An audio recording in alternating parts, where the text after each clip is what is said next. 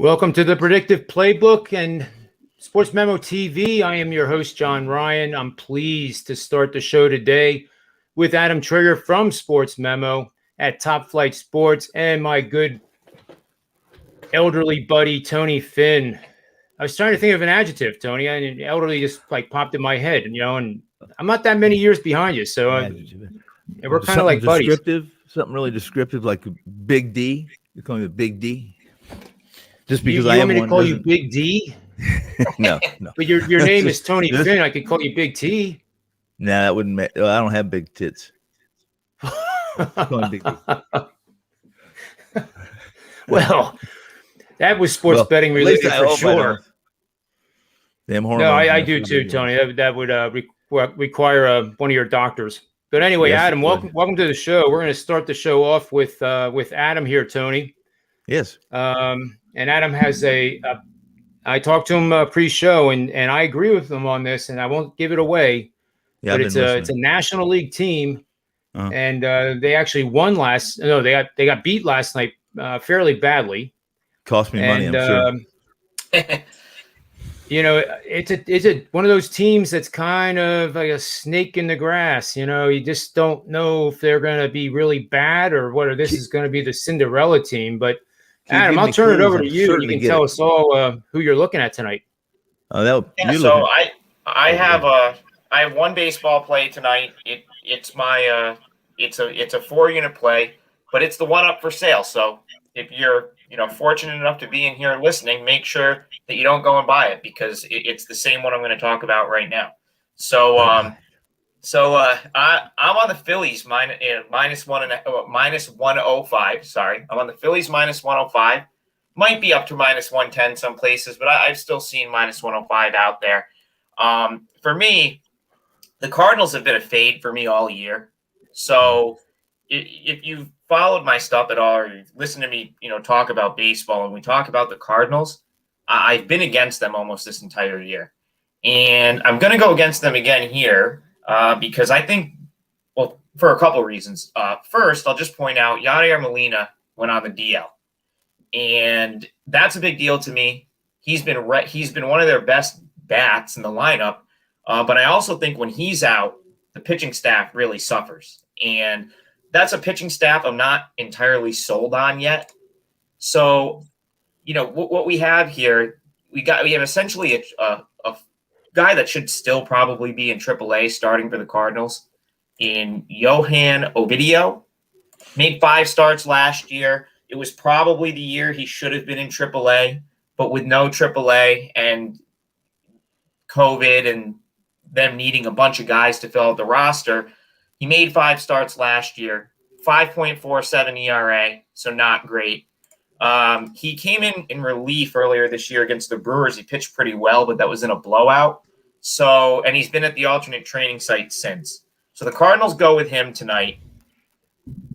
For me, I just don't buy that he's big league ready really at this point. I know it's a small sample size, but he really didn't have success as a starter last year.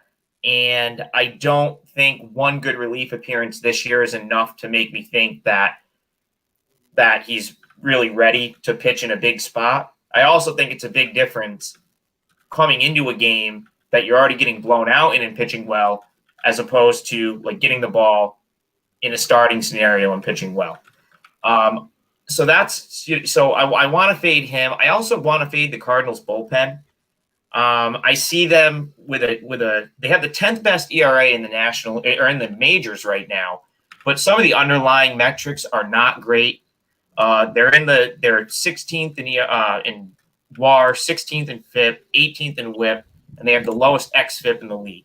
And I'm not going to go into any of those in particular, but what I will say is all of that kind of tells me that the Cardinals bullpen will probably start to trend lower than that 3.90 ERA they have. And I also think Molina not being back behind the plate is going to make the pitching staff suffer as a whole, because he really is the leader of that pitching staff with his veteran experience and the way he handles the pitching. So, that's why I want to fade the Cardinals. The Phillies, and John, I'll let you, I know you're a Philly guy and can probably speak to this better than me. I mean, they've been a little bit disappointing so far. It's just like every time you think this team might turn the corner, they don't. They lose a game, and they have bounced back from their last 3 losses with wins. So their last 3 losses, they followed it up with a win. We were talking off air. I think Velasquez is more comfortable as a starter. He's really been a starter his whole career, and if you look at his numbers this year, the damage was done in that relief appearance against the Mets.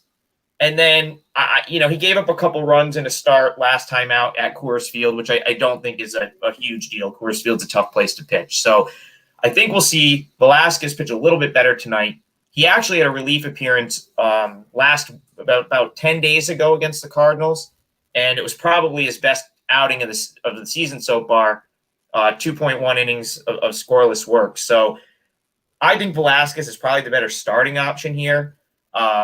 Philly's got they're 9th in the league or 8th in the league batting .237. St. Louis is down in the 20s. I think they're hitting 224. And now you have Molina out of the lineup. So those numbers make me sick. Yeah. It's just so really bad. I mean, the team batting is just not good. What really should make you sick is that 237 is the 8th best batting average in baseball right now. That's what makes me sick. That the 8th, I'm sick.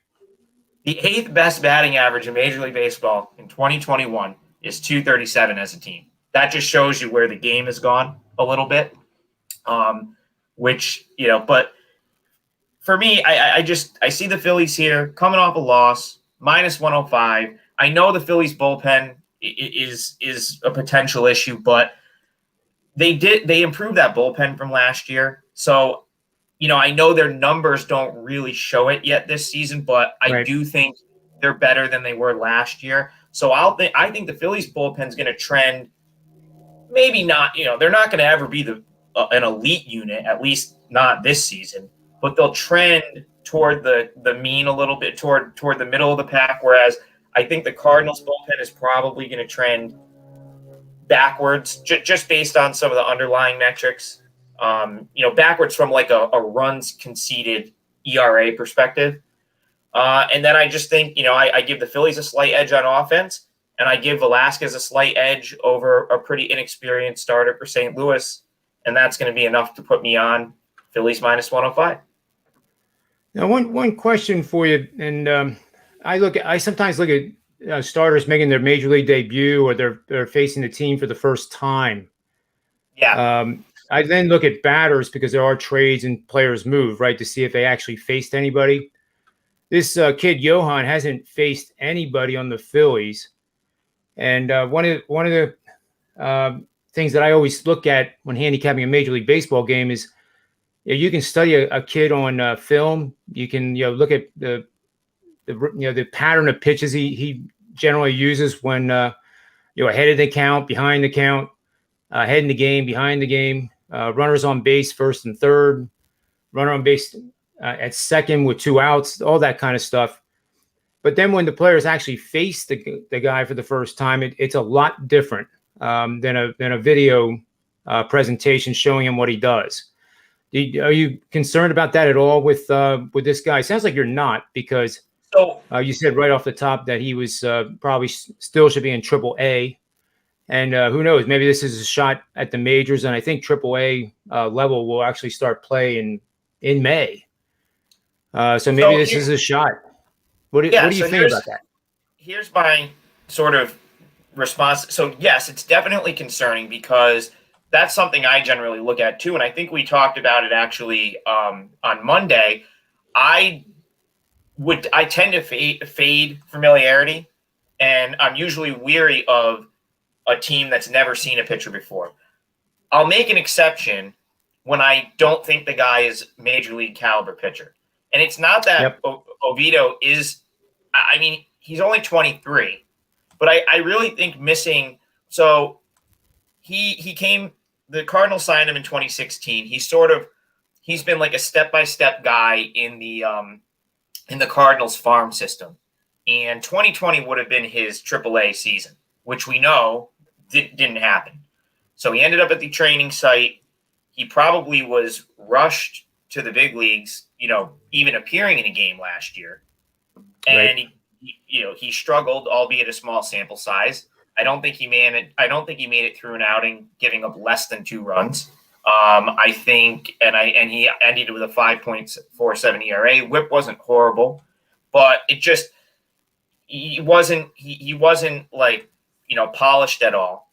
So yeah, I mean, he had an off season, so he could be better, of course, but there's not a ton to go off of. And what I did go back and look at is the Cardinals haven't seen a ton of Velasquez. They didn't see him last year at all. I want to say they saw him once the year before. I think he got hit hard, and maybe once or twice the year before that, and they didn't hit him at all. And so they did see him last week, but that was more like once through the order, and Velasquez was pretty solid in that outing. So again, it's just trying to find an edge. I guess the way I look at it, I give Velasquez a slight edge over Ovidio from St. Louis. I give the Phillies line, even though the Phillies haven't hit, I still like their offense better than St. Louis. Well, the lineup's definitely better. Yeah, no doubt. And I just think Molina's absence is a big deal from both the fact that he's been one of the hotter hitters on the team and the way he handles that pitching staff. And so it's unusual that Molina is actually the best hitter or the best contributor to the offense. I know Tony Finn would agree with that. And by the way, we have mid-major Matt in the house. And it is a privilege and an honor to have you making your debut here in the Predictive Playbook and SportsMemo TV. Welcome to the show, Matt. We're going to get to your free picks here. But I know FCS, I believe, is one of your expertise areas. But do you have any thoughts on this Phillies game while you were listening? I wouldn't put my money on Vince Velasquez with anybody else's money. I mean, I'm a Phillies fan, and I've watched the guy, and he's good for one time through the order, and that's about it. And then he starts messing up a little bit. And if he's only going 3 tonight, then you're looking at David Hale to fit the middle innings before you can even get to the better part of the back end for the Phillies. But Vince Velasquez on the road, I wouldn't put money on it if he was plus a zillion. So it's also just Phillies fandom watching him enough and saying, I can't trust this guy to do anything. So while there is a lot of things to work out for the side of taking the Phillies, I just wouldn't do it because I don't trust Velasquez. If you want to do a 3-inning bet or a 5-inning bet when you can try and maximize that first time through with Velasquez, then that's different. But for a whole game, you're telling me Velasquez, Hale, Alvarado, and some of these other guys, then you're putting a lot of uncertainty in my mind on that bet. And Tony Finn I think he makes it. I think he makes it more than 3. I think he makes it more than 3 tonight. That'll be my side prediction. I think he'll make it at least 5. He went 4 at Coors. He worked through the Cardinals lineup. It was probably the best he's looked all season when he came in and pitched against the Cardinals like a week, 10 days ago or so. So I'll say he goes at least 5. I'm not expecting him to come and just. I don't think he's going to look like Nolan Ryan tonight, but I think if he can turn in a somewhat respectable outing, let's say 5 and give up 2 or 3, I think the Phillies are going to hit. I have a feeling the Phillies are going to hit tonight. It feels like this lineup is just overdue to hit. Now I know we don't know a ton about Ovidio, but again, I think he's someone that under normal circumstances would probably be in AAA right now. So I'm going to take my chances that the Phillies bats finally wake up and hopefully do enough where I don't need Velasquez to throw a gem to win this one. But Matt makes good points, though. That's why. But Tony, I know you like spin rates and mile per hour stuff on pitchers. This Johan guy does throw like 94, 95, but it doesn't seem to have the movement that you would expect from a guy like this. The spin rates, right around 2,200. I mean, that's good, but it's not elite. It seems like his best pitch is the changeup. We are talking about Oviedo. Yeah. All right. Let's put Do you know anything about him? If according to the metrics, so I'm not looking at him, but if according to the metrics, in your opinion, if his changeup is his best pitch, then I will certainly be.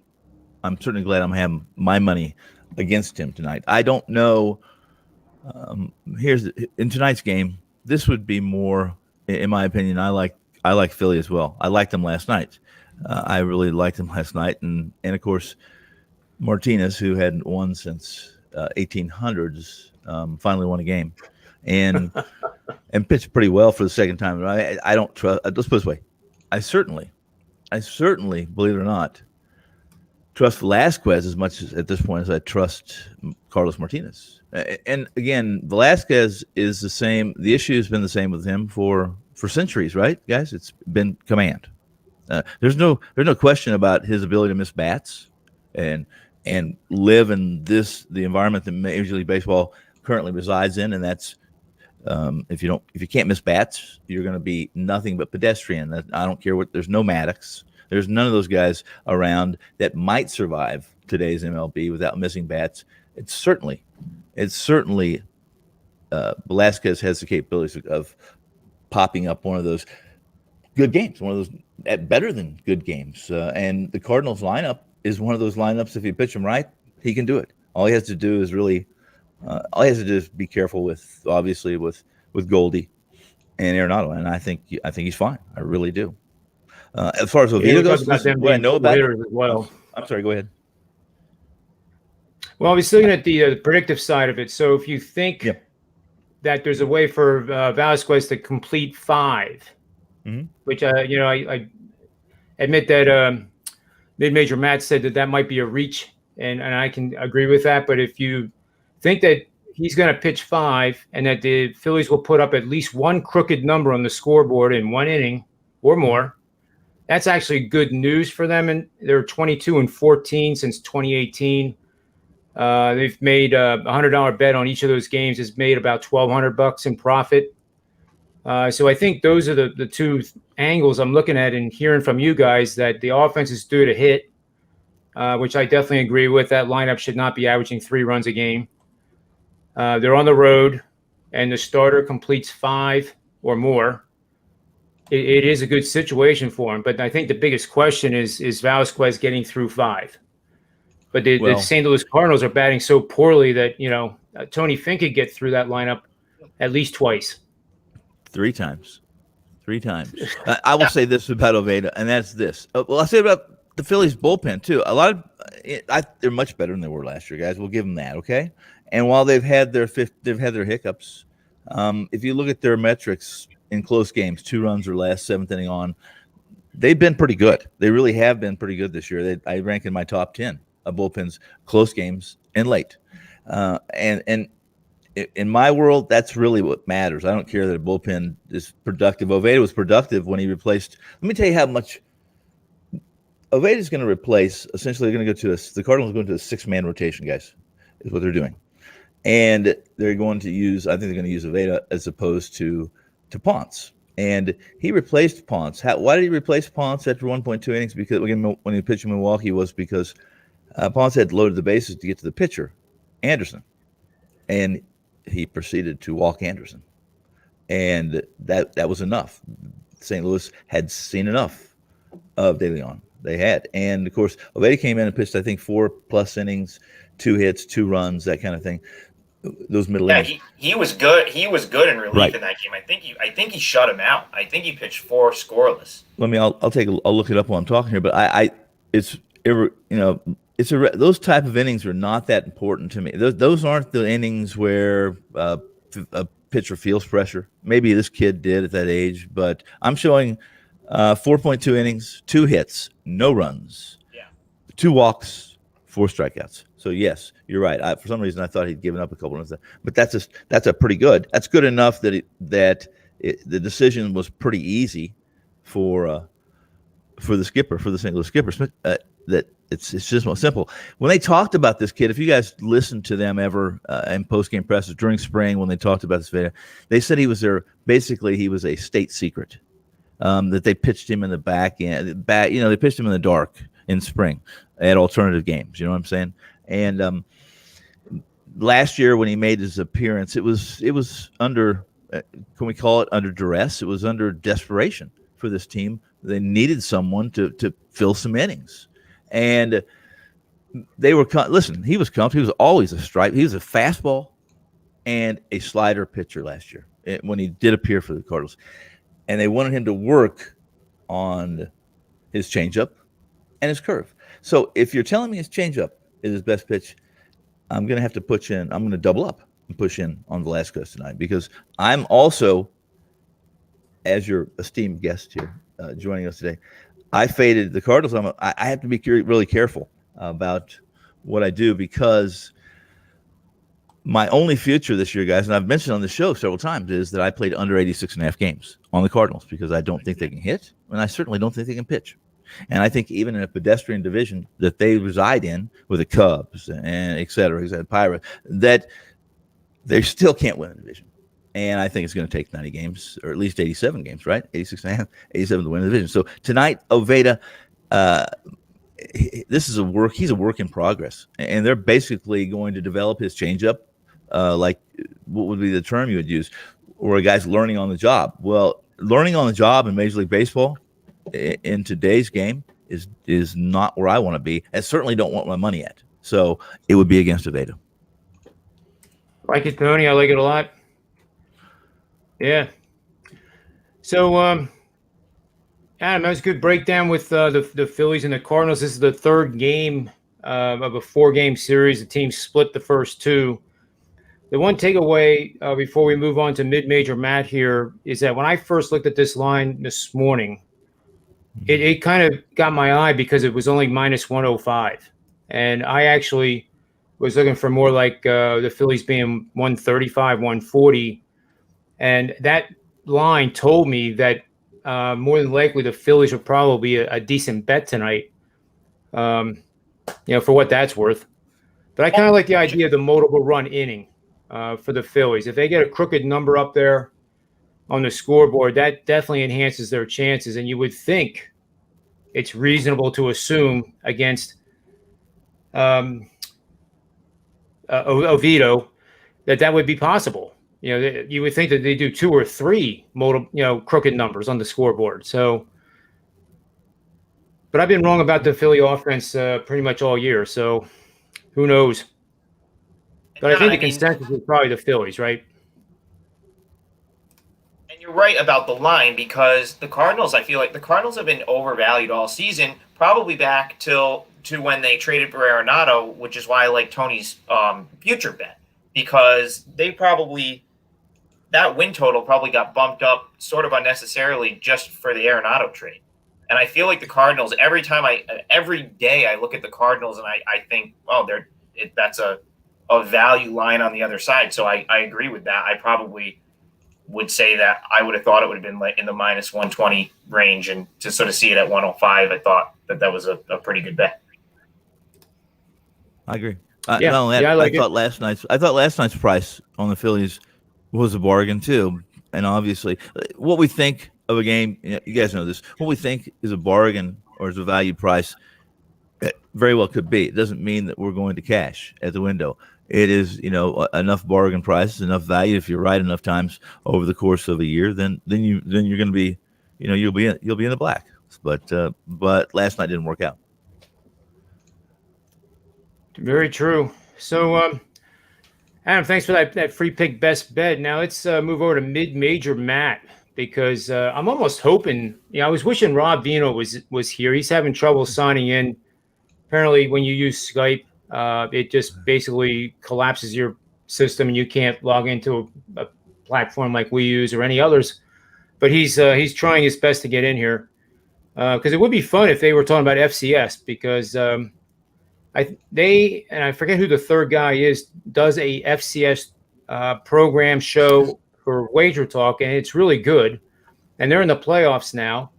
And it seemed when I looked at it, and I don't follow the FCS currently, but it almost seemed like there was like 5 schools from North Dakota and South Dakota that were going to probably collide here in the quarterfinals. And I didn't know that there was that many, to be honest, but they must be very good. I know James Madison is always a perennial team in the FCS. And before we get to that, I don't want to forget, for anybody that's watching the show, and I emphasize this in a big way, this is a hell of an opportunity to get on board with any of these cappers today.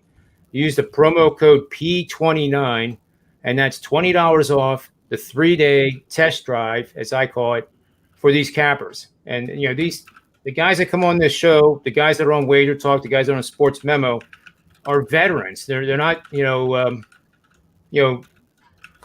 starting their first year as an intern somewhere, learning how to do this. And it is a great opportunity. So for $29, you get 3 days of Adam Trigger's best premium bets. You get mid-major Matt's 3 days of premium best bets.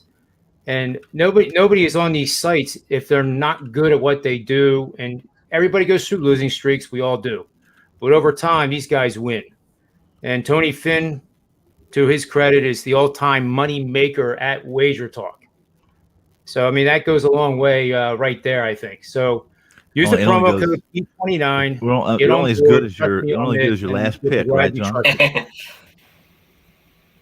And guys, if you're gonna use it on mine, be smart. I just gave out the only thing I have for the rest of the day just now is the Phillies. So wait till tomorrow. Love that marketing pitch. Love it.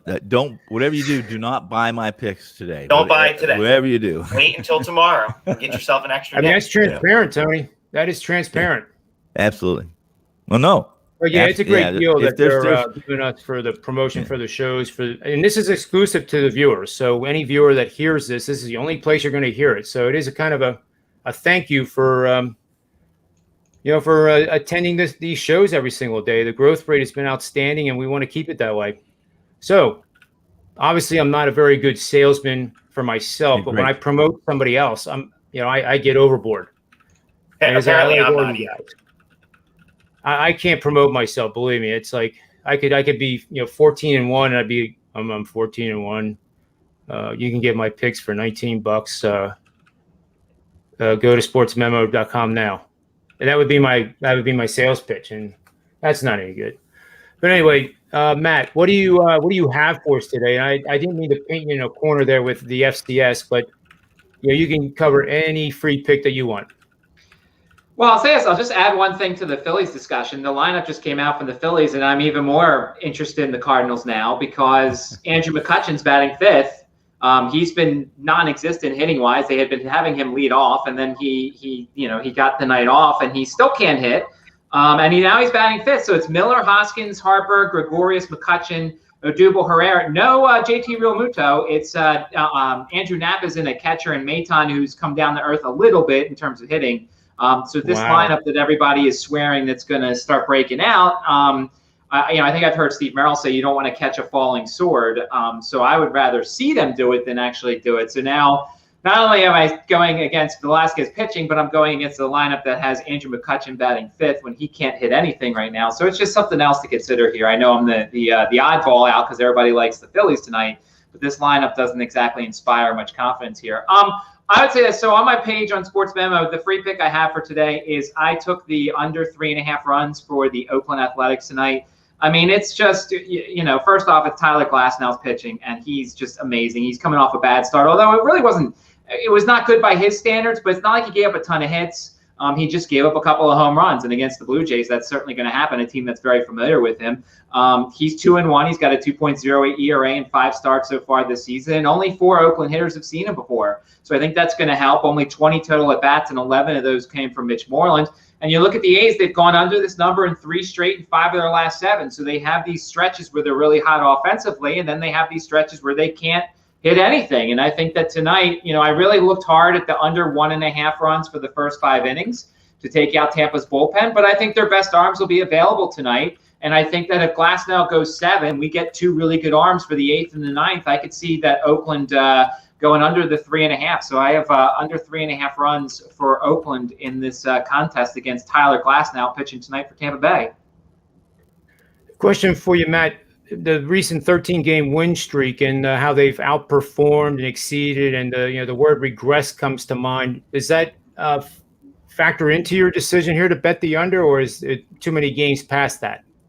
Well, I mean, I think it's more of a recency bias. If you look at their offense, they've got some decent hitters, and when they start hitting, it seems like more than any other team outside of maybe Colorado at home. When Oakland starts hitting, they start hitting for a bunch of games, and it's almost like they're overperforming what they're supposed to be. And then there's these stretches like they're in right now where they're not hitting as well. And so I'm going to try and take advantage of it. We know Tampa Bay is a modest hitting park, but I also think Tyler Glasnow is part of the reason why, and that rotation's really good at keeping the ball in the park and keeping the ball down, and they've got good fielding in certain spots. And so to me, I'm just going to take advantage of it and hope that there's no extra innings that try and mess this thing up, because that's why I don't do a lot of 9-inning bets, because I don't want anything to do with the extra innings unless I take the over here. So I'll go under 3.5 runs. You have to swallow a little bit of juice here, but I think that it's, for good reason. I think Oakland could score 2 runs tonight and we win this bet.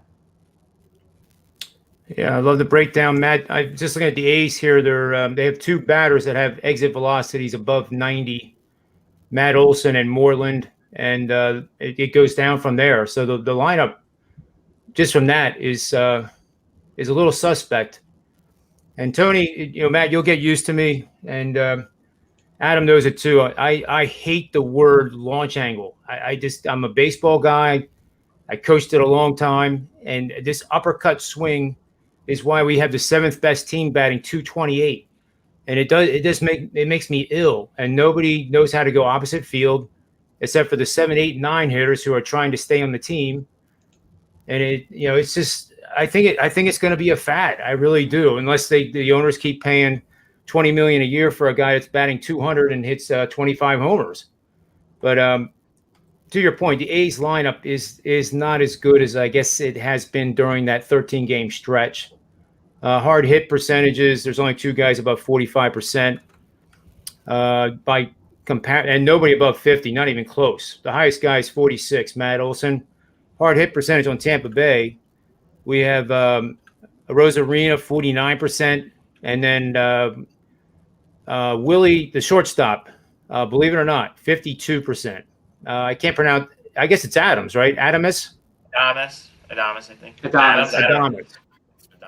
I'm the worst at some of these names that don't even take me into the realm of the NHL with some of those names. I don't even have a chance. But it looks like, to your point here, that Oakland's going to have trouble scoring even 2 runs in this game against Glasnow and the rest of that Tampa Bay unit. I'll pass it over here to Tony and see what he thinks on this under bet, under 3.5 runs, Oakland. What do you think, Tony? No, I don't. I didn't listen. I stayed away from that room, the Oakland room. I was on Oakland yesterday, and they have disappointed me. Typically, Oakland will always appear to underperform. If you look at them last year, their batting average was in the bottom half of the leagues. What they do is they have timely hits, and they remind me, not that they're even close. I hate using this comparison, but Earl Weaver's, you get a Texas leaguer and a 2-run home run, or a walk and a leaguer and a 3-run home run. They hit a lot of home runs in the right situation, right times last year, which made them in the 60-game sprint the best team there in the West. And they struggled when obviously they didn't go very far in the playoffs, but that's the kind of offense they have. And they're never going to be the type of team that's noisy. I mean, they have maybe the most quiet, the most invisible 13-game winning streak in Major League Baseball that I can remember. It just happened. They won 13 straight. They went from being a 9% or 11% chance of making the postseason when they were 1-6 or something like that, to all of a sudden right over 40% of being a postseason team now, because they strung 13 together. So how Matt has detailed this and described them is who they are. They definitely are. Sometimes they're tough to put your arms around them, because when are they going to hit? Is it the matchup, et cetera, et cetera? I'm not a. This way, who they're pitching tonight. I played against Irvin. I don't think he's nothing. He can't even be. I shouldn't say nothing, but he can't be put in the same folder with Glasnow. So Matt's right. under 3.5. I can't argue with that. I really can't. And Let's in see fact, if Adam's on board here. Who's that? Sorry, Tony. I thought you were done. No, it's okay. Go ahead. So yeah, I mean, I can't disagree with Matt here. I don't have a bet in the game, but everything he said made a lot of sense. And I'll just go back to the relativity sort of theory. You know, he mentioned the Glasnow's coming off a bad start, but who was the bad start against? It was against the Blue Jays, who have seen him a ton. And typically, a guy like Glasnow or these elite guys, when they get hit, it tends to be in the division. Now, the A's haven't seen him at all. Like Tony said, the A's have been bottom 5 in batting average for years now. This team they're a home run hitting team. At least that's how they're built to score runs via the home run. And they're probably inflated across the board in terms of their offensive rating because they were so clutch last year. I mean, if you could have a metric for that, or like I know in college basketball we have the luck. There's a luck Ken Pom metric. I mean, the A's just last season, that 60-game season, they had walk-off hit after 2-out clutch hit. It was like every night. And, you know, some of that's it's just going to regress to the mean a little bit. It's impossible to just get clutch hit after clutch hit. And I think it's actually a good time to maybe go against the A's because they just had such a red-hot run, winning 13 straight. So seems like a good bounce-back spot for Glasnow. When he's on, he's really tough to hit. So, yeah, I mean, it's hard to see the A's doing a whole lot here, so I can't disagree with Matt. I can remember the 20-game win streak, and it was a good betting lesson for me because they were at 17, and it wasn't because I did not want them to break the record. It was because everything that I had learned up to that point was telling me to bet against the A's. Yeah. And I did. For games 17, 18, and 19, lost them all pretty badly. And then, of course, 20 was the historic, I guess they were up, 14-1 and blew the lead, or it was double digits, and they blew the lead. I think it was to the Royals, right? Yeah. But then, they won it with a walk-off homer. So, I mean, those are the things you can't predict in baseball. But, as we always preach here, and we know for a fact if you do these things in a disciplined manner every single day and keep doing the things that work for you, you do stand a chance of having profitability at the end of the season. But, to take one day for any of us, if any of you guys in the chat room said, I'll give you one day to make me money, I think I would put it maybe at on one day, I'd probably put it at less than 50%. Because of the card. I mean, I thought tonight's baseball card was pretty tough. So you get my point. Now, Matt, do you want to discuss the any FCS action that's coming up this week? Because I don't want to take away any of your picks for the site, your best ones. I haven't necessarily done as much research yet because when it comes to FCS, you either jump in right away or you let the line movement dictate what you're going to do. So for me, I'm one of those who like to wait. I mean, nothing really jumped out to me right away. So I kind of have some things in mind if it moves in my direction. But like the FCS is so fluid, one $200 bet, not necessarily $200, but you understand one big bet will move the line. And certainly it's one of those sports where if you don't get the best line, you're like, all right, whatever, that's fine. I'll get it again next week. But so like you were talking about the fact that the card today was a little bit tough. And so I was just doing an accounting of like all my plays so far this season and found out that I've made 8 different kind of wagers in baseball this year so far without actually taking, as I talked about, a side yet in terms of a full 9-inning game. I have yet to take a side because I'm a 5-inning guy now. And so I find that if I can just take the pitchers, the starting pitchers, the guys I know that are going to be in there and have them go the 5 innings, that's the kind of bet I want to make. And that way I don't have to worry about the bullpens. I don't have to worry about extra innings. I don't have to worry about any mindless, stupid umpire decisions late in the game. So I found myself, and I don't know about the rest of you guys, I'm pretty much just a 5-inning guy for the most part. That's good that you brought it up, Matt. I know you wanted to talk about that as well. And I haven't done the 5-inning bet yet. I guess because I'm too old to understand the new wave. But you know what? And seriously, the I've always looked at baseball that if you have the lead after 5 and then after 7, the win percentage is astronomical. I mean, it's almost a point where they shouldn't even have the 8th and 9th innings unless Kylie Jensen is pitching for the Dodgers. But I'm trying to learn the 5.5 or the 5 inning bet. The first half because I like it in the NBA. I like the first half bets in the NBA. They make total sense to me. But in baseball, I'm still trying to get around the idea that okay, if I'm if we have Garrett Cole in the hill, he's certainly going to go more than 5 innings. Probably a 90% chance that he does. Therefore, if they're leading at the end of 5, I'd almost be tempted to put an in-game bet for the rest of the game. And I haven't done that yet, but that's what I'm trying to learn from you guys that do it all the time and are very successful at it. But it's do you do that for the totals too? Yeah, I've done first 5 totals, first 5 run lines, first 5 money lines. I mean, obviously for the first 5, you're not getting the full 1.5. You're only getting a half a run. But I mean, a 0-0 means you're a winner if you take the plus, the plus half a run line. And I just find it, look, and it's funny because I see there's actually books out there that have 3-inning lines, that have 7-inning lines. And so if you want to, you don't have to necessarily wait around. There's guys who take, people score in the first inning, and there's some trends for that. Luis Castillo has an ERA over 7 for the Reds in the first inning. So if you see him pop up the next time and you want to take, a run in the first inning, you know that he's a guy who struggles out of the gate so far in the season. It's great stuff. It really is.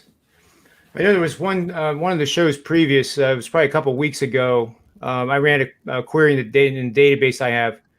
We were talking about heavy money line favorites in baseball, and it had to do with the Dodgers when they were off to that incredible start. So what we did was you don't bet the game pre-flop. You wait to see how the game goes, and then if the heavy favorite blows out the dog, well, there's no bet. However, if that dog gets off to a 1 or 2-0 lead through the first 2 innings, taking the favorite then at an average of about minus 135 instead of like 220 occurs a lot, and those favorites come from behind and win.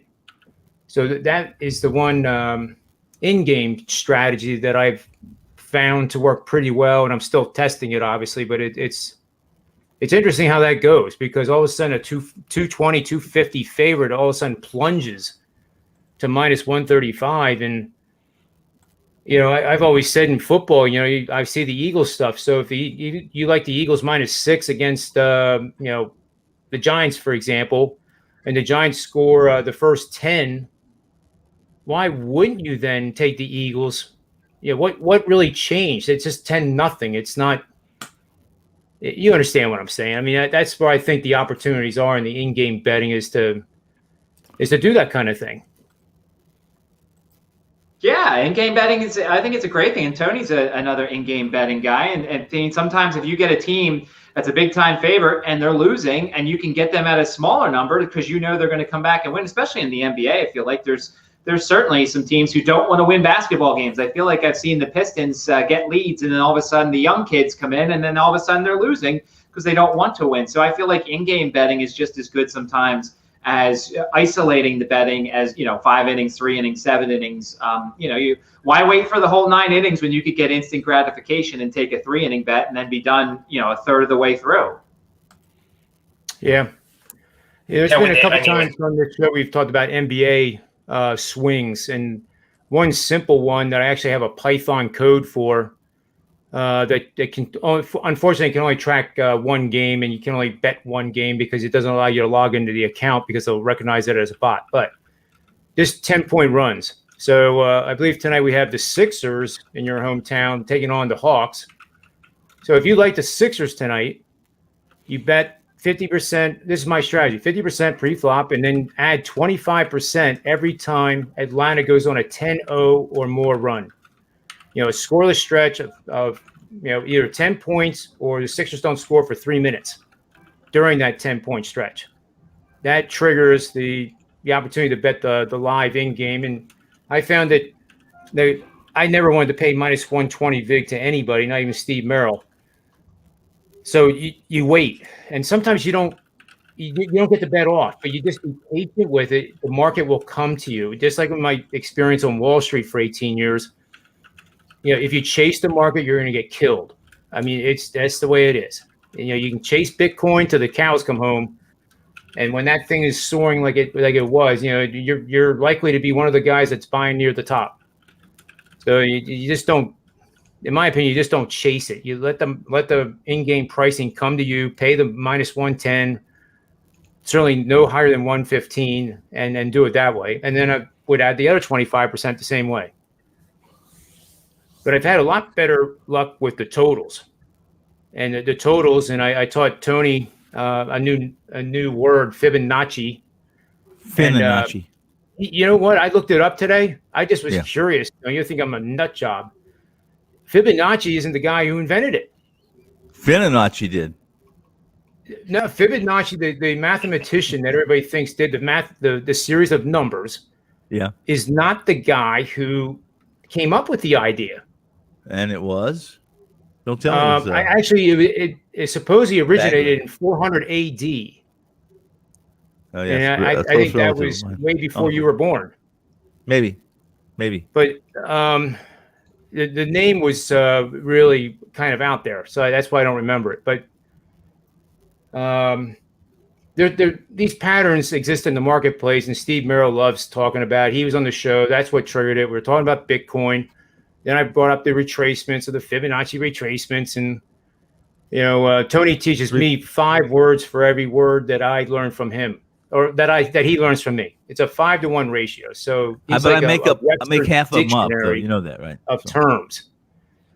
But the retracement levels in sports occur too, and those ratios of the Fibonacci ratios of performance measures of football teams, and especially in basketball, what I've found in my research, occur.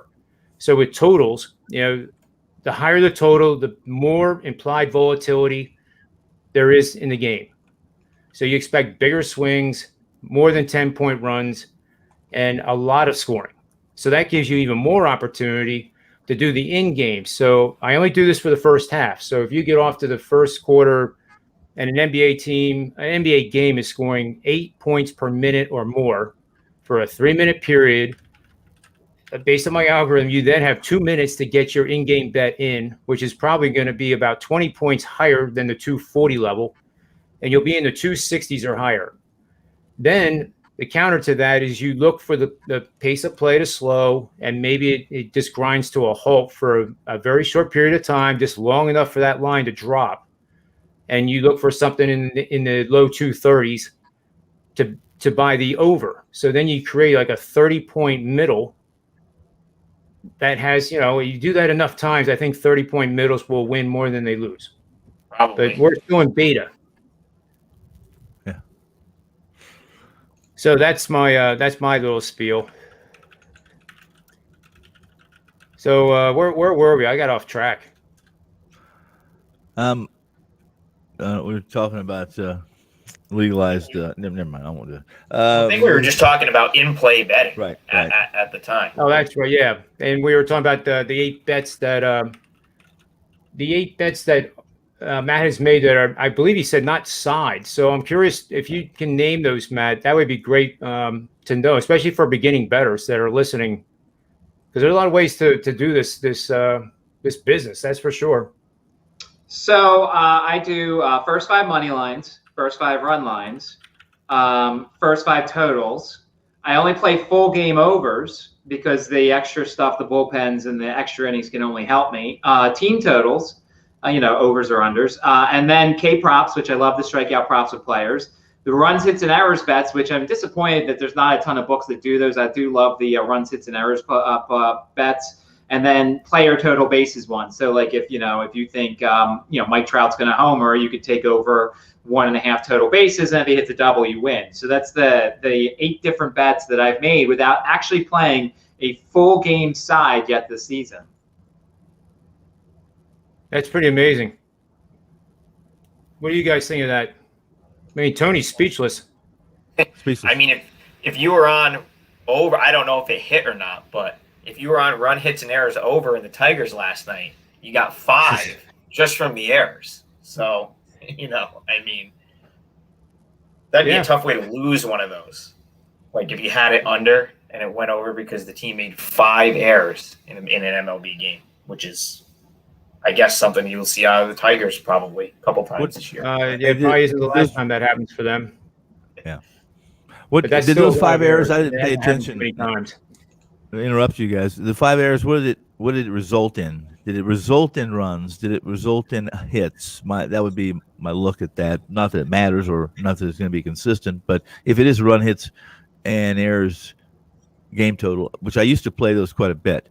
I don't do that anymore, but just because it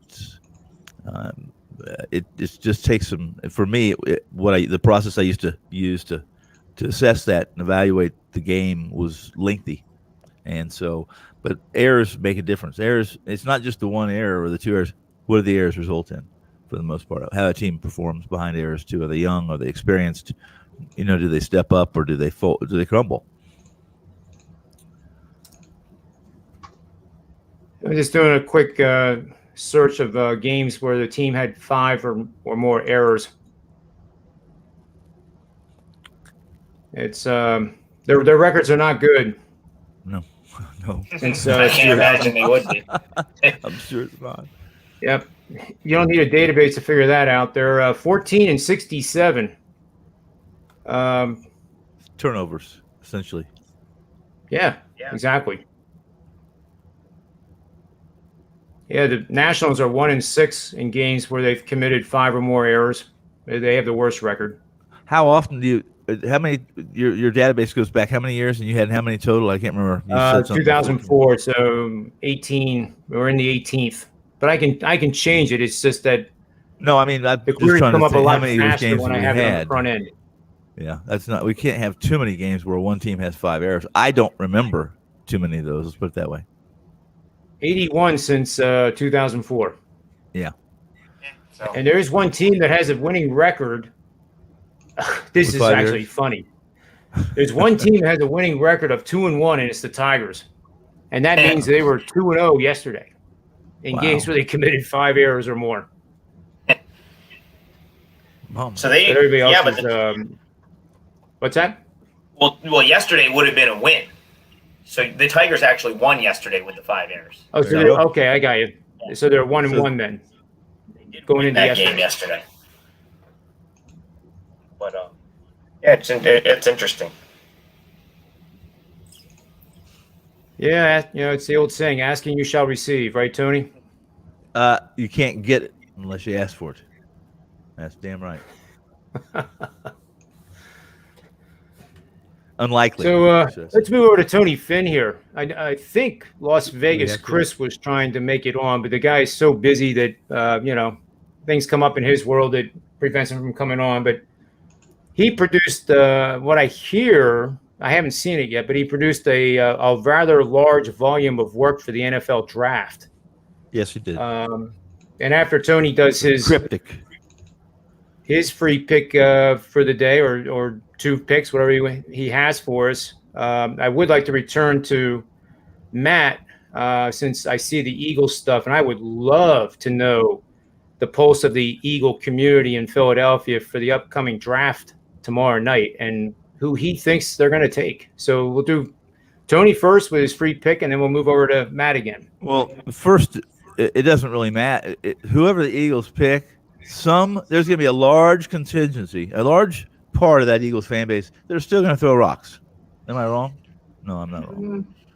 So I think it was snowballs. They're pretty ruthless. They can be fairly ruthless, and I think a lot of the Eagles fans I know, not the 2 here, notwithstanding, just like to make trouble, whether they agree or not. It's that's just who they are, and I have no problem with it at all. I am going to step over into the baseball realm real quickly for my free pick. We're going to go to the Lone Star State, to Texas, to Arlington, and their new venue down there. We didn't really get I don't know if we got the sample size we need.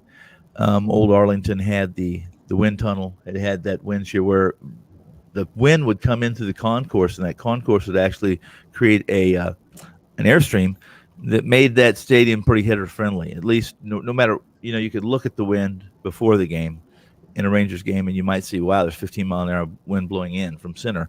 That just enhanced that wind tunnel, and it really, you couldn't pay attention to the wind. You could, it wasn't going to do you any good. It was just a hitter-friendly park. The new one, they basically made some adjustments to that concourse. They eliminated it, so it was projected to be a venue that was going to be very difficult to hit home runs. It still hasn't proved to be that. The Angels, or I should say the Rangers, still, as pedestrian as their lineup are in the top 10 of home runs hit. Now, I'm not measuring how many games they played at home, et cetera, but to go to this game, it's pretty simple. The rookie that's on the mound, Dunny, is not a guy that you can trust. First off, you can't. This is who you can trust. You can trust Chris Woodward. You can trust the Angels coaching staff and Madden. Madden is transparent for the most part, as is Woodward. You can't trust everyone, but in this case, it's obvious that Dunning's going to be limited. He's going to be limited to 75 to 80 pitches. He has been. They've been true to their word on him, and as good as he was great the last start, where his ERA went from a 0.6 to a 3.06 or something like that. Because of issues, because they finally have a little bit of some film on him and know what he's going to do and some of his tendencies and whatever tells he might be giving that we are not privy to, and it just happens every day. But Trout's back in the lineup. If you look at their lineup, as Mid-Major Matt mentioned, the lineup that he didn't necessarily like with the Phillies, I certainly like what the Angels are bringing to the table tonight, and I don't have it up, but let me see if I can pull it up and I can give it to you. Yeah, here we go. Now this should interest you. You got Fletcher leading off. You got Ohtani second. Trout. Rendon's back healthy. Walsh, who I really like and who everyone here's got to really like. It's going to be interesting to see how much playing time he gets moving forward, but he's just crushing the ball.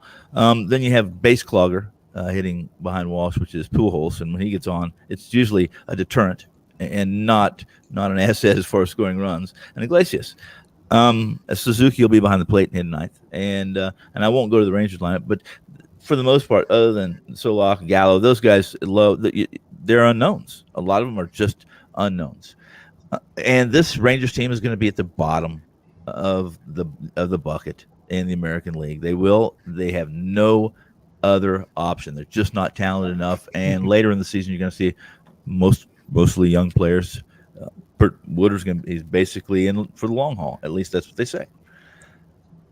You know what you're going to get with Hill? Tony, you know what you're going to get with Hill. I'm sorry?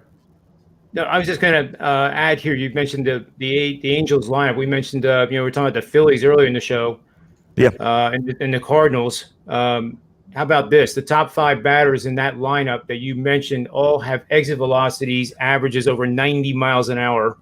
Yeah. And I think that is the highest in the American League. To have that many, and the slugging percentage. You look at their numbers. I think they rank second in MLB in slugging. When they're healthy, this is a team that's going to score a lot of runs. The pitching is pedestrian. Although you know what you're going to get tonight with, with Hill. With Cobb, excuse me. And you know what you're going to get with Dunning. I know what I'm going to get with Dunning. You're going to get a limited pitch count. And man, listen, he's smart enough to know. Listen, guys, let's take some pitches. Let's get to the Texas bullpen. The lowest or the highest ERA in the Major League Baseball for bullpens in April so far are the Rangers. So get to the Rangers bullpen, and you're going to get a victory for the most part. It may not even come to that bullpen. I truly believe that.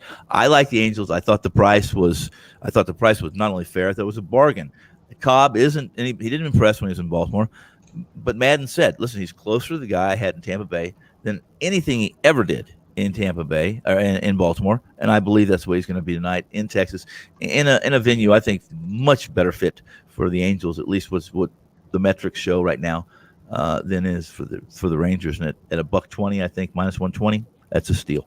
Angels over the Rangers. I'm going to say this for the benefit. I wish Rob Vino was here to hear this too. Mike Trout played for the baseball academy over in Voorhees, New Jersey, called the Arsenal. I actually coached there a couple of years myself. And Mike Trout is now he always was one of my favorites, but his launch angle average. I'll ask Tony. What do you think it is? Well, I'll tell you this. You know I hate launch angle. Anything over 20. Yeah. I don't want to deal with it.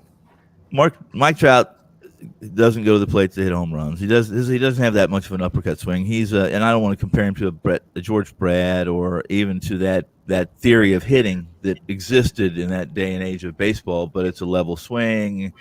Carew, all those guys. He's a powerful enough guy. All you got to do is make contact, and he can hit line drives at a low launch angle out of the park. 11.5. Yeah. That's an Epstein swing. That's the rotation. That's it can even be Charlie Lau.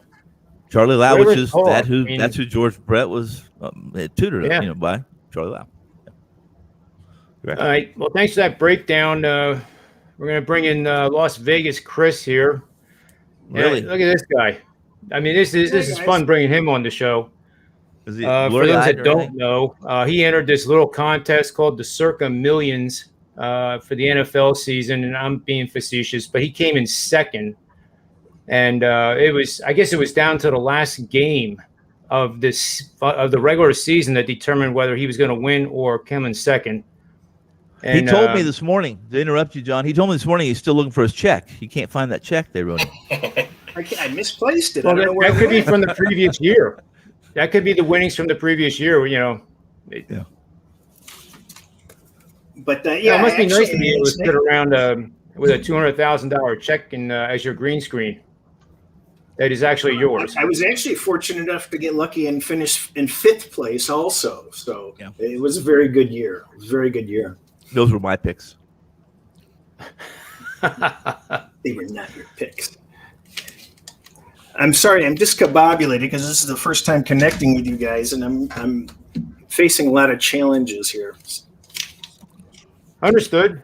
But I told the show, I told the guys here that you had done a publication that was comprehensive, to say the least. I haven't had a chance to look at it yet, but I think speaking for myself, I would love to hear your thoughts about the draft, and if you're playing any prop bets that you are targeting, whatever it might be. I think the advice coming from you would be very valuable for everybody that's in this room listening right now.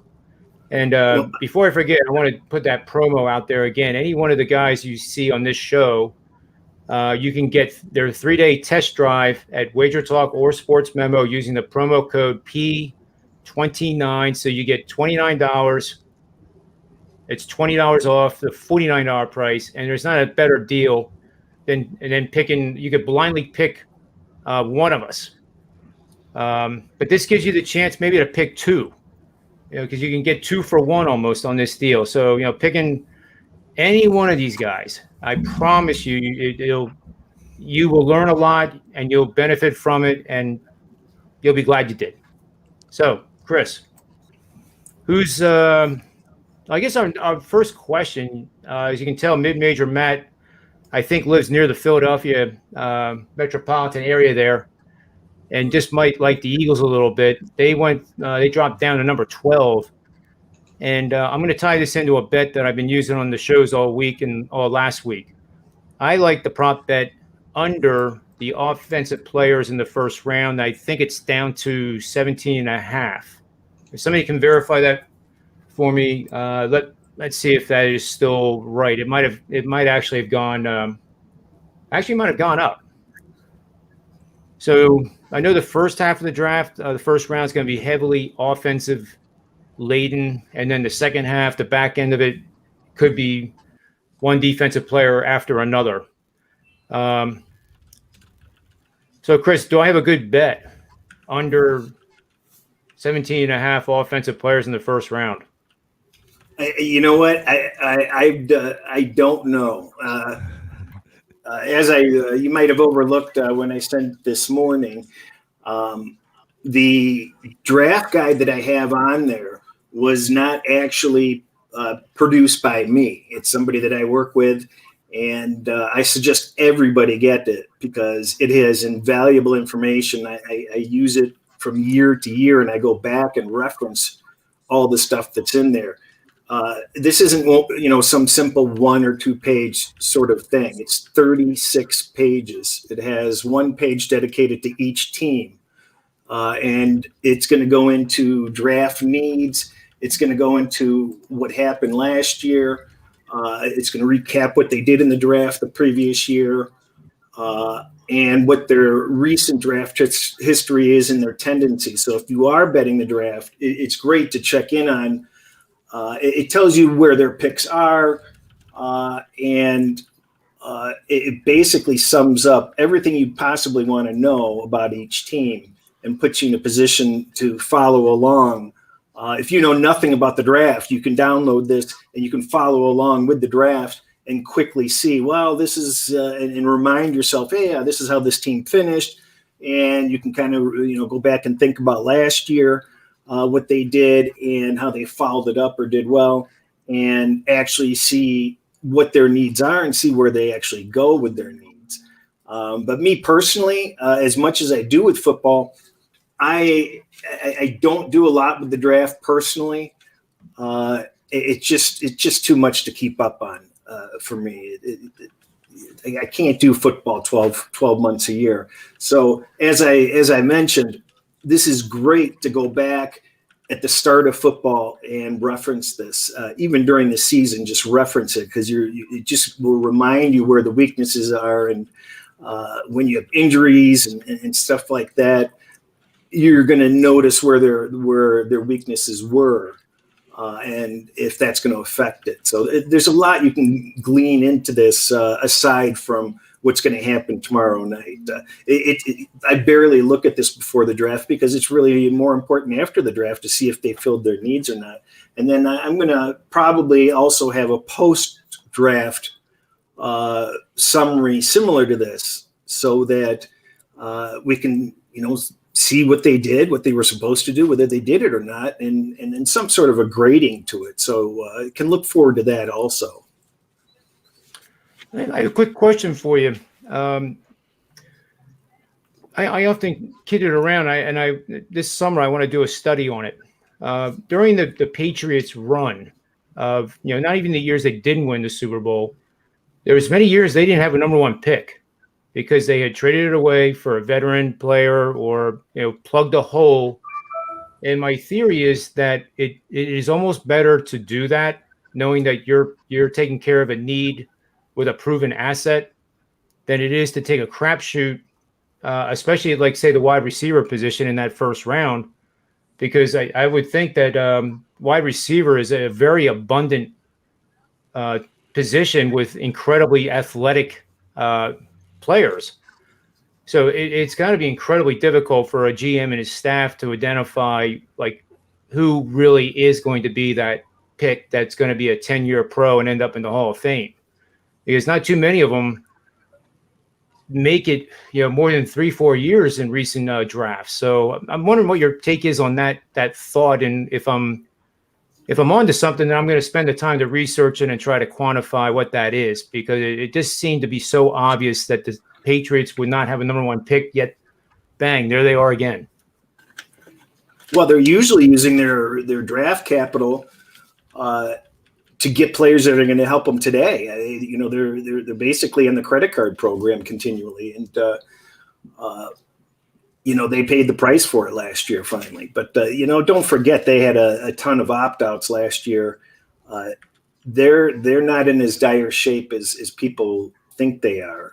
And in fact, it really shocked me the entire season last year that statistically they were doing a hell of a lot more things right than people realized. And it was actually frustrating because, having to believe your lying eyes that they're better than what you see is frustrating at times. And they did go on a nice run for a while, but I kind of lost track of exactly what you wanted to know, but it was just the value of filling needs with not necessarily veteran players, but players with experience that you have metrics on, you have the information, you have the intelligence, versus I guess I was really targeting wide receivers because my thought there is wide receivers in college can dominate. But then when they come to the NFL and, they're in that first game and the guy on the other side of the line of scrimmage is faster than them, some of those guys have never had that experience. And then it becomes more difficult for that transition from college to the pros to actually materialize in the expectations of what the general manager and his staff had thought the player would translate to. So that's where I was kind of coming from. Well, the Lions blew one of their drafts. They drafted, I forget the kid from Michigan State. Was his name Johnson also? He ended up passing away a few years afterward also, but he was a complete bust. They drafted him in the top 5, I think, and he didn't do anything. So, that's not surprising for the Lions in general, but as you mentioned, the wide receiver is really difficult. Most of these positions are really difficult, but it just seems like there's a lot of them floating around, and unless they're absolutely elite, they're somewhat replaceable. They're not as replaceable as running backs. Nowadays it seems like unless you're an absolute top level running back, you're replaceable, and that's evident. We might not see a running back for certainly into the second round. So you just have to be really careful with the wide receivers. And I don't think you should, unless like the Lions need a wide receiver because they have no wide receiver. So in that situation, you have an absolute specific need that has to be filled no matter what. Goff has to have somebody to throw to. So whereas another team that at least has one decent receiver, they don't have to. They can hold off on it. So that's my viewpoint on that. You really have to go only for a specific need early for that position. Hey, you guys have a question for Chris? Well, I do. I really don't look at the draft. I've never really bet the draft. I kind of am more like Chris was saying, where I'll go back and look after the draft is done to start, and I'll usually, just to start to make some light notes to prep for the season. It's just, I just have never really felt like I had time or was sharp enough on what was going on in the actual draft to make money on it. But I like the Patriots this year a lot. That's the one season win total over that I've bet so far is the Patriots. So he kind of mentioned it. Yeah. I'm just assuming that they're going to have a good draft because they're a well-run organization and they generally figure out a way to do less with more. But I got 9, and then I ended up taking 9.5. I think it was. I'm going off memory. I know it moved a little bit from the first time I bet it, but I think the Patriots are gonna be pretty good this year. I think we'll see. I think last year will be sort of the anomaly, like Chris was saying, where it all kind of caught up with them last year, and then they had the opt-outs where they just didn't. It just kind of everything kind of just caught up with them in one season. But I think they'll be a team that's right back in the mix this year.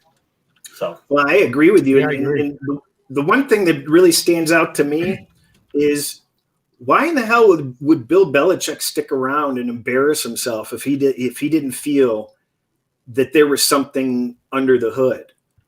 That's first and foremost. I strongly believe there's more under the hood than you realize. And then secondly, I'm a Bills backer. I loved the Bills last year. And they potentially look just as strong, if not stronger. But hey, we've seen it time and time again. What happens year 2? Show me again. Show me that you can sustain it. We see a lot of these one-hit wonders, and we just have to see them perform and go through the motions again, because there's a lot of times teams like that just fold like paper napkins the following year. And so that makes a difference in the division. And Miami, Miami was my bread and butter all season long, but they found a way to win with smoke and mirrors. So that there's a lot of questions in that division. There really are. And just to It's follow up, interesting. And I was just going to add one more thing to what Chris said. You're going to have the Bills playing a difficult schedule, and the Patriots are going to draw probably one of the, they're going to draw, I think, the third spot, and they should get a pretty. They're going to have the Jets twice. They're going to have their in-division, but they should get a very favorable schedule overall based on who they'll draw from the other divisions. So, yeah. I mean, they're going to have an easier schedule than the Bills. Let's just put it that way. I don't like to do the season win totals before the draft. Actually, I don't do season win totals in general. That's a longer conversation, but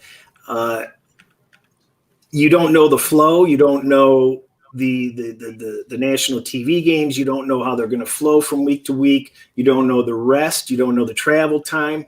There's a hell of a lot of unknowns, and you have no idea whether a team's going to blow itself up and implode on draft day or, exponentially get better. There's not a lot of room for margin or a lot of room for error with these things. So why, there's better positions to put yourself in when you have so many unknowns, and then you've got all of preseason to go injury free. I mean, it's just too dicey for me to want to be involved in it in general. It's the earliest I've ever bet one, and I probably won't bet another. I do the season win totals with baseball, and I'll bet preseason futures in college hoop. I really don't do a ton with football. But one of my good buddies is a big Patriots fan. And he kind of sold me that this was going to be a big bounce back year. And I looked at the number and I said, you know what? I kind of like that. So I'm going to jump on right there. But Tony yesterday was talking about how he was betting the season win on St. Louis under. So that's one of the reasons why I don't like to have a season win total going. Go ahead, Tony, explain what you said yesterday about that. Well, what I said was that, and I'll try to, paint myself not to be too silly. What happens is it typically will influence me to some degree. I over the years, I have backed off of that. And that is, for instance, tonight we talked about St. Louis and how we like Philly. And there's times during a season, maybe even more so late in the season, when I'm close to winning or losing my future, where I might say, listen, I don't like St. Louis. I'm fading them the whole season. And there may be a question mark about a game I'm playing. What I'm saying is it typically might and can and has had an influence on in-season game releases where I discount St. Louis when maybe I shouldn't have in the past. I don't do it so much anymore, but it's always prevalent. It's always sitting right in front of me, and I have to be aware of it. Makes sense? Yeah, absolutely.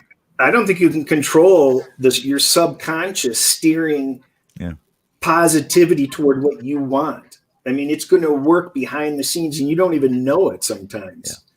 Yeah. It's why I really don't do brackets in March Madness. I mean, I haven't done them in years, and that's pretty much the main reason. I don't want to have a bracket and have something going and then have it influence what I want to do when I have no idea what the scenario is going to be come Sweet 16, Elite 8. So yeah, there's definitely validity to all of that. Well, I think with the brackets, that's interesting because it's going to tie into my promise will be my final question for Chris, but I'm going to definitely push to have him on again because I wanted to talk to him about the circuit too, especially for bettors that don't know how this works. But the bracket of the NCAA tournament, if you're in an office pool, you have to create a bracket that nobody else has. So, for example, my one that didn't – I had 5 of them, but one of them that I did ended up with Illinois and Iowa in the championship game. At the time, it seemed like, nobody in the right mind would have those two. And it turned out to be a very, very pathetic bracket. But the point is that when you create something intentionally, you're not really identifying the winner. You're trying to create a bracket that's different than everybody else so that you have a chance to win. And I think Chris might agree with the Circa contest that this is a totally different animal than just betting on Sunday afternoons in the NFL. First of all, there's a hell of a lot more work that goes into it, but these guys have to pick. When you enter the contest, you have to pick 5 sides every single week. Now, there's weeks where there's teams on buys, and then there's less games, and 5 picks ends up almost being 50% of the card. Then you get into a situation like Chris, and this is where my question is, when you come down the stretch, say with 4 weeks to go, does your thought process wander up to the guys that you're chasing down? Like hypothetically, say you're in 20th and you're trying to make a move up the ladder. Does that enter into your research of who I'm going to take because it's the circa versus who I would take if I'm going to the window? Well, absolutely. Before football season starts, we can spend a whole hour on this topic easily. But just quickly pointing out examples in regard to how you opened the question, you have to be thinking about what other people are doing, and even if you have one pick. Survivor was, I went out there and I tweeted the 1 week, the first week, somewhere around week 13 or 14, I put out there, I go, if you want to win, you can't take Seattle against the Jets. And I took a lot of crap from people. They're 14-point underdogs. You have to look at how many people are in the tournament and how much your equity goes up exponentially if you advance. And they don't. So you cannot win betting the same stuff everybody else has. So your risk reward versus what you can hedge is far greater. And I took a lot of crap from people that just don't get it. And I was consulting people. They were reaching out to me. I'm like, don't take them. Trust me, these teams go down. When we won in 2011, we had the top 4 favorites go down in the same week. So I didn't look all that great. It didn't look all that intelligent until the next week when the Rams lost. So if they had followed my strategy the following week, they would have been in Fat City. So absolutely, John, you have to be aware of what other people are doing. And there's a math equation to what you choose. Like Thanksgiving week, you were completely wasting your time to handicap. There was absolutely only one decision to make that week due to the mathematics of it, because your risk reward mandated you played the Washington Redskins that day. And I told a bunch of people that. I tweeted it out. I said, you got to play Washington. So sometimes you have to play by the math. Sometimes you have to go by the handicap. Sometimes you have to go based on what other people are going to do. It changes constantly, and it's never the same week to week. Chris, I have a question for you. I love Survivor, and I'm curious, Thanksgiving week, if you had more than one entry, would you have intentionally burned one to get through Thanksgiving week? No. Okay. No. You can't do that. Okay, then I was curious to see what. So you would have There's other ways. There's other things that you can do. So, on that, you pretty much had to go. What you had to do was figure out the one game you didn't want to be on because you knew everybody was going to be on Dallas. So you have to absolutely, if 80%, I might be having that mixed up. For whatever reason, did Dallas play Washington that week? Yeah, but it was the third game. It was the third game got canceled. Remember, it was Ravens. Oh, okay, yeah, you had 2 days. Yeah, okay. COVID. So you could not take Dallas under any circumstance because you knew 75 to 80% of the people were going to be on the Dallas side. So that made Washington by far the best mathematical choice. You were going to, if you're talking about pick 'em games. So you have no choice unless you absolutely just know for a fact on your handicap, Dallas is going to win. If it's anywhere remotely close to a toss-up, you had to take Washington. If you had the second pick, then you had to go to you had to put it on Washington also, or you had to go to the other game. And you do the exact same thing on that game, where what are they all going to be on? What's my risk reward? So that's how you make those decisions, especially in toss-up games.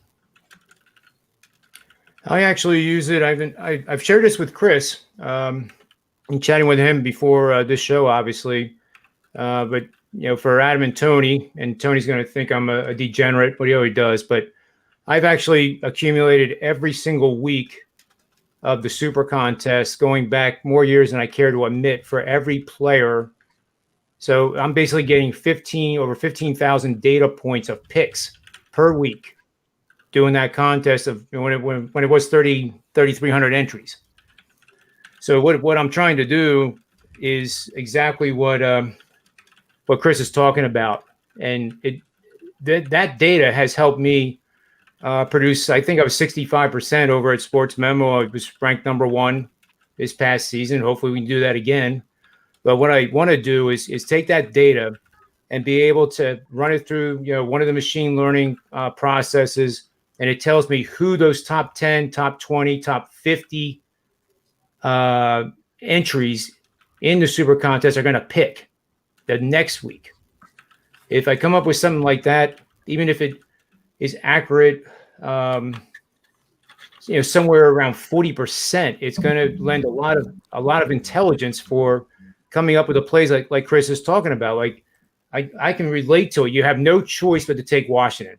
Absolutely. When you're in a contest like that, you may not have put that play out as a premium pick to sell on WagerTalk or SportsMemo, but in the contest, that was the no-brainer. There's no doubt in my mind. I agree 1,000%. I'll one-up you on that one, John. If you had bet and released, if you had bet the other side, you pretty much had to take Washington. I mean, there's times I have games I didn't even bet. I mean, I might have bet 10 games and had plenty of choices, but I'm using 2 games I didn't even bet. Or I may be on the opposite side of a game I have a bet on. You just don't know. I mean, contest strategy is entirely different. Yep. Yeah, well, we've got to continue this discussion for sure, because you can tell it's one of my passions. But what was your win percentage coming in second and fifth? 67%, I believe. But I did. Anybody who's listening to this is picking 5 games every week. You're mandated. You can't pick 3. When I hit 65, there was probably weeks I had 2 picks. You got to do 5 every week, and that's the challenge. That's what makes this a monster effort. And it's just anybody who hits over 60%. It's amazing. And I think didn't tell me if I'm wrong, because I don't want to say this. A guy we know actually tied for first, I think. Yeah, Johnny was 59%. Johnny Detroit was a partner, and I think they did 59%. And 60% used to do it. I've had 4 entries in the Circa contest. I had 2 last year, and I did 65% and 64 and change, and finished 20 and 31. And then the second and fifth were my only 2 entries this year. So I've been very fortunate. I went the entire year with just 1 week of only winning 2 games. But there's so much luck involved. Yes, sir. Yeah, it's got to be a little, things go right along the way to get to those levels. But that's part of the homework. You put in the hours after hours and hours and hours, and a man creates his own luck, right, Tony? Right, yes, Adam? He does. I know Tony creates his own luck. Yep. Or bad luck. I guess we'll kind of circle around here for best bets to end the show. To recap, mid-major Matt was on the show, and he really liked under 3.5 runs in Oakland A's tonight. Tony, your best bet is Los Angeles Angels, Mike Trout, Hall of Famer, in a Hall of Fame game. No, Angels over the Rangers. Yeah, I like that play too. And Adam, I know you were on the Phillies full game, I believe. Phillies full game, Phillies minus 105, even if it's minus 110, it's fine. I think it's a great spot for them. So, and then we recapped it earlier in the show. So yeah, I really like the Phillies tonight. Cardinals have been a fade for me this year, and I'm going to take another shot at them here. And my best bet before we get to Chris here, and Chris, you're not obligated to give out a best bet unless you want to give out a free pick. But here's my Major League Baseball angle of the day. And granted, I have a mistake here. This is I apologize for the error there with the spelling, but the content's what matters here. Betting on road underdogs 160 to 230.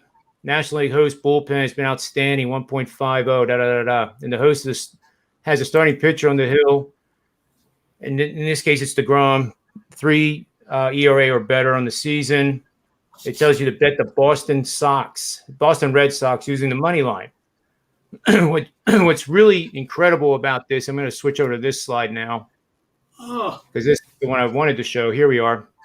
So 84-80 record, averaging a plus 190 underdog, made $100 better, $7,755 over the last 10 seasons. Just doing this. And I think it's outstanding because I call these blackjack systems. So if you're in the casino and you're playing blackjack, the odds are 50-50 except for hitting blackjack, right? So we'll get rid of the 21. It's 50-50. So this is roughly a 50-50 record. But can you imagine being in a casino where you're playing blackjack and they pay you plus 190 for every winning hand? So that's my analogy to blackjack. System is kind of like that. And you don't have to sit around and play 164 hands either. So my best bet is on the Red Sox tonight. You know, your NHL system, I watched that. That was the team that had given up 4 or more goals twice in a row, facing another team that had scored one. I forget. Allowed no more than 1 goal. This is the one. Yeah. There's another good one in my opinion. And again, I feel like tonight, though, it's like falling for the banana in the tailpipe with Colorado because, you know, factoring the injury situations on Colorado, when you have such a key player missing with the goalie and they have a couple of other people that are out, they're just begging you to take that. It's a difficult play to make, even knowing how strong your system is. And I agree with exactly what you're saying. You know, taking a system and just blindly doing it is probably not the best decision to make because exactly what you said. You have to look at everything. You have to look at injuries, especially in the NBA. That's pretty much our focus here on the show. When we talk NBA, we literally wait for Rob Vino to get the 5:30 injury report to find out who's playing and who's not. And even that information has proved not to be accurate. One that comes to my mind is Paul George playing against the Sixers where he was supposed to be out. And then he shows up and plays and had no signs of any injury or fatigue. In my opinion, he played extraordinarily well. But that's a challenge too. And I don't think, in my opinion, you can't really just bet technically. You can't just bet fundamentally. And I think it's a mix of the two that really produce consistent results over time. Well, you're a math guy, and you know when you're following models and such, and data and this type of stuff. Like for NFL, the hardest thing for me to do is to not listen to what it tells me to do. So that's where the human error comes in. There's a certain amount of games that you're going to have to be on, and Tony will vouch. How many times throughout the course of the season I said, "Oh, I'm on so and so. I freaking hate them. I can't believe I'm actually putting money on Jacksonville or some other team." It's painful. I mean, but painful plays are the ones that win more often than they lose. So, well, I can't agree more. That's exactly how I feel. The times that I think, "Oh my God, what did I just do?" That usually ends up pretty good. I think so. The ones that you think, "Oh my God, the Yankees are going to blow Baltimore off the face of the earth," and you watch the game and Baltimore wins by 3. You have that experience, Tony and Adam? Yeah. Adam might not be able to have ago. that experience yet. 5 minutes ago. I agree with that. I mean, I that's kind of how I bet. I'm probably more on the contrarian side when I bet. So that's I don't go crazy with it. Like, I'm not just gonna fade I guess you would call it the most public side, but I always lean contrarian. So yeah, I definitely I look for the uglier sides, and stuff that no one wants are usually where I find myself a lot of times. Sometimes figuring out what contrarian is in itself is difficult. Yeah, because there's a lot of mind games, and there's a lot of waves to the market where you thought the contrarian was this on Monday, and by Friday you realize, I'm on the wrong side. Well, I mean, with football, I feel like a lot of stuff developed really late last year. It was much different than any other year, where it was hard to sort of figure stuff out early, and then you had to worry about COVID, and if we were going to get to Saturday and all of a sudden a bunch of players weren't going to be available. So it almost seemed like there wasn't much even going on in the market early in the week, unless someone had some sort of news pertinent to someone not playing. That was like generally the cause for moving early in the week with football. Otherwise, I felt like the strongest market moves in the sort of the way that the sort of betting would develop. If you really watched, so I'm on the East Coast, so 12:20 up until the 1 p.m. kickoff or so seemed like when the majority of the big bets are being made, the action was starting to pick up. So yeah, it was definitely tough, and it definitely changed sometimes from early in the week. So yeah, it was interesting. Well, injuries and COVID just made it impossible to really be practical and to take those early week positions. And then also the betting style changed last year. I think I tweeted once or twice about it. There were betting groups coming in betting at the wrong times of the week. Apparently there's a group from Europe that might have been involved in it, but there was significant money coming in at the wrong times that made no logical sense. Anybody knew where the line was going to go and needed to mature before you had to make a move, yet big money was coming in at strange times, and that makes things even more confusing when wait a minute, why did that happen? So everything was odd last year. Yeah, that's for sure. I always remember when I was on Wall Street, Warren Buffett's seesaw. On that one end you have fear, the other side you have greed, and the same thing applies in sports betting. So you get extremes in what I call, borrowing from Federal Reserve Chairman Alan Greenspan, irrational exuberance, where you have close to 80% of the public and sometimes the professionals all on the same team. It's a warning sign. However, like in the marketplace, sentiment has been running it between 77% and 85%. I still trade. So sentiment has been overwhelmingly bullish now for several months. So it doesn't mean that once it hits that level, that's it. And now we're going to revert back to the other side of the seesaw. Sometimes you have to go like this for a while to get everybody bullish, and then the reversal happens. And that's just the way it is. I don't know why that is, but those are the red flags, and they appear in sports betting just exactly the same way. You're exactly right. Exactly right.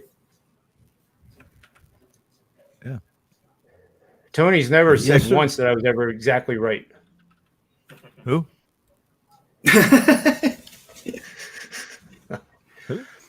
Where? Chris, you want to offer up a free pick, or you can pass? I know that's putting you on the spot here. I think what I like, I think what my favorite play is tonight is St. Louis and Minnesota over in the first period.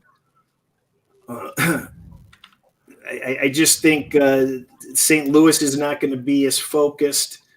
I just think it's going to be a looser game, and it just seems to have that way about it. And I don't have the data to support it handy.